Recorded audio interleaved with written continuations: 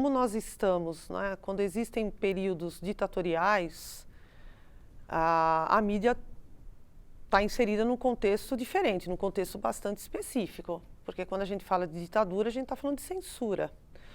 E um dos primeiros setores que são afetados, né, por cortes e por atos de censura, de privação de democracia, é o setor da comunicação, o setor da mídia. Então, a gente tem que entender, dentro de um regime de exceção, o que a mídia pode... qual que é o posicionamento dela. Porque se existe uma mídia oficial, ou seja, uma mídia que tem o respaldo do governo, se existe uma mídia que é crítica a esse governo, se existe possibilidade das mídias como um todo realizarem uma crítica ao governo da situação, né? Ou seja, a mídia como situação e a mídia como oposição. Então, em cada caso, né, a gente tem variações aí. No caso da ditadura brasileira, por exemplo, você tem censura, principalmente a partir do AI-5, né, de 1968. Então, é a censura máxima dos meios de comunicação. Então, a mídia é perseguida, né, principalmente, né, a mídia do jornalista, mas isso também acontece no campo das artes, enfim. Então, a gente tem sempre que identificar se existe uma mídia que atua de uma maneira marginal, né, de uma maneira crítica, e como ela se relaciona aí com a mídia situacional, digamos, a mídia que é oficial, né, aquela que é respaldada pelo governo. Tem tantas formas da arte se posicionar como crítica e como combate a períodos ditatoriais. Quando a gente fala arte, nós estamos pensando em música, a gente está pensando em cinema, a gente está pensando em literatura, nós estamos pensando numa arte de rua, né, em cartazes, em frases escritas em muros, não apenas, né, nas artes plásticas tradicionais, enfim. Então, a partir dessa enorme variedade que existe dentro dos suportes artísticos, a gente tem igualmente uma série de possibilidades da arte se posicionar de uma maneira crítica a um governo que esteja, né, atuando naquele momento. Claro que essa não é uma tarefa fácil, porque quando a gente tem governos que são pautados por ditaduras, eles têm uma máquina repressora muito forte. Então, os artistas são censurados, são exilados, exposições são fechadas, né? Oportunidades de se fazer arte são todas canceladas, então não é algo simples, né? É um exercício de persistência, de coragem, de tentar encontrar formas de realizar uma crítica, uma atuação política de maneiras mais que escapam, né? Que possam acontecer de uma forma um tanto quanto clandestina, né? Fazer uma micropolítica, digamos assim. E isso, sem dúvida, aconteceu com o Cildo Meirelles, né? Com os projetos das cédulas, né? O trabalho do Oiticica. Então, a gente tem alguns exemplos que podem ser usados nesse sentido, mas é sempre muito complicado, né? Você pensar na arte como um instrumento, né, de contestação, né, de oposição a um regime ditatorial, sendo que a arte, ela precisa da liberdade, né? Ela bebe da liberdade de criação. Então é algo muito difícil mesmo, mas que aconteceu de várias maneiras em vários lugares do mundo. Em geral, a pintura tradicional, a pintura do cavalete, ela é feita para o museu, ela é feita, né, para o espaço expositivo. A fotografia tem um diálogo muito mais permeável, porque você pode encontrar a fotografia em vários suportes, né? A pintura também, né? Se você pensar em pinturas no contexto de um cartaz, por exemplo, né? A gente tem muito essa ideia da pintura mais tradicional, mas eu ainda acredito que a fotografia, ela está presente de tantas maneiras na sociedade, mas a fotografia política, a fotografia social que estará nos jornais, que estará nas revistas, ela tem pelo menos a priori, uma força de atingir as pessoas maior do que as pinturas. É uma linguagem muito moderna, é uma linguagem que o público já está acostumado, então a fotografia é um tipo específico de imagem que tem uma força de denúncia muito grande, uma força de criar uma imagem e registrar. E a fotografia tem isso, né? Essa questão do olhar, mas aquele testemunho que se faz no ato da cena, né? Que aquele fotógrafo tá testemunhando. Então, a fotografia como testemunho é uma fotografia que, dependendo, né, da cena que ela está capturando ali, é uma fotografia manifesto, é uma fotografia denúncia. É uma fotografia que coloca na superfície o que está se tentando, né, ocultar. Então, a fotografia tem uma força muito forte nesse sentido.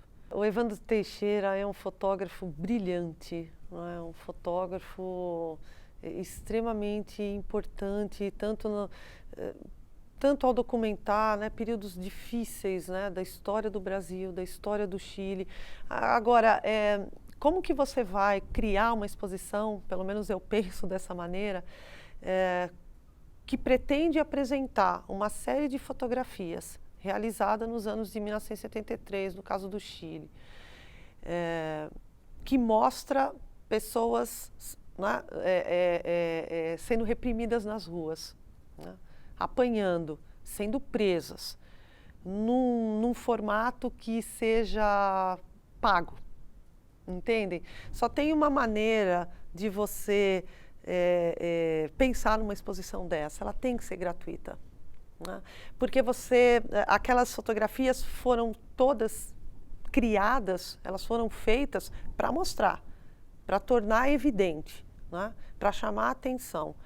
E se a instituição ou os curadores ou os responsáveis que sejam olham para esse corpus de imagem e vão fazer uma exposição que dificulta o acesso, você está subvertendo o recado ali, né? Para falar da ditadura no sentido de que ela foi terrível, de que ela não tem nada, e aí pluralizo, né? Porque na exposição de MS são dois momentos ali na América Latina, certo? O Chile e o nosso país.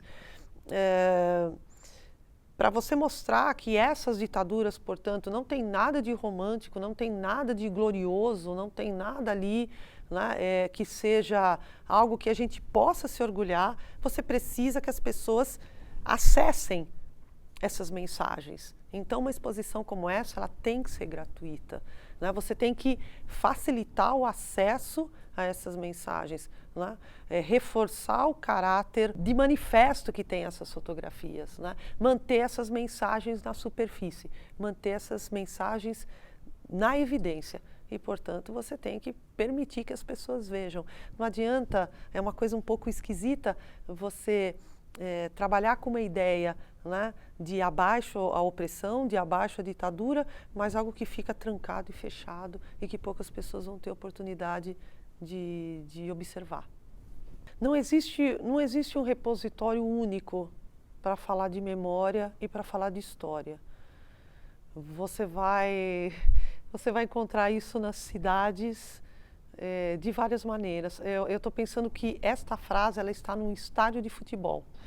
Que o estádio de futebol que foi originalmente criado para quê? Né? Para um lugar de entretenimento, um lugar de esporte, tem um velódromo ali. Né?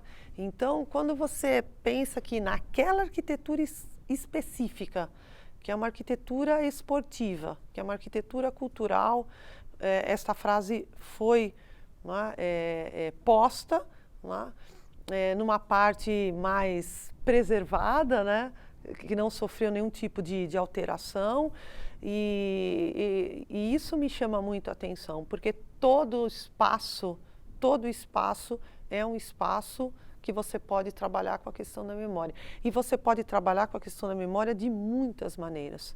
Ou seja, aquele chileno que conhece a história do país dele, né, ele pode entrar ao Estádio Nacional e mesmo não tendo a existência dessa frase, lembrar de muitas coisas tristes, né, terríveis que aconteceram ali. Se nós não temos a capacidade, eu acho que nem é capacidade, é necessário que a sociedade, de várias maneiras, articule essas rememorações. Ou seja, a gente precisa desses lembretes, né, dessas cutucadas, seja uma frase, seja um filme ou algum edifício que foi preservado. É necessário que a gente receba de tempos em tempos esses cutucões, né, no sentido de, opa, lembre-se, aqui aconteceram coisas, né, que são totalmente opostas à alegria do estádio, né, à vivência do esporte. Então, eu acredito que é importante que seja um trabalho não apenas de gerações mais velhas, não. Acho que memória é uma coisa que tem que ser problematizada e trabalhada por todas independentemente da idade, mas eu acho que é sempre necessário essas cutucadas, esses puxões de orelha simbólicos que de tempos em tempos eles têm de ser feitos. Entrar no Estádio Nacional do Chile sabendo, né, as coisas que aconteceram ali, que aquele espaço não testemunhou apenas eventos esportivos, mas que testemunhou delações, torturas, mortes, prisões, né, cerceamentos de liberdade de todos os tipos. Ler uma frase como aquela, né, ver um nome de rua de uma determinada pessoa, né, que teve uma importância dentro da luta a favor da liberdade, são essas lembranças, né, que as cidades e as pessoas, porque memória não é algo que fica só em livro de história. A memória, ela transcende. O livro de história é apenas uma única, uma forma dentre as várias que existem, né, para a gente problematizar a memória. E não dá realmente para um povo pensar nos seus próximos passos, nas suas ações futuras, né, planejar outras atividades, se ele não conhece o seu contexto, né? Eu estou partindo dessa situação, mas essa situação foi construída como, né? O que nos trouxe até aqui? Então é muito importante que se tenha esse trabalho, que é um trabalho social, um trabalho, é uma pedagogia que vai além, né, de salas de aula, das formas mais tradicionais que a gente conhece. Então eu acho muito tocante e muito necessário que esses pequenos, né, essas pequenas cutucadas, que de pequenas não tem nada, né, sempre estejam aí, né, nos chamando a atenção para a história daquele edifício, para a história daquele estádio, que no final das contas fala sobre uma história muito maior, né, fala a história do país.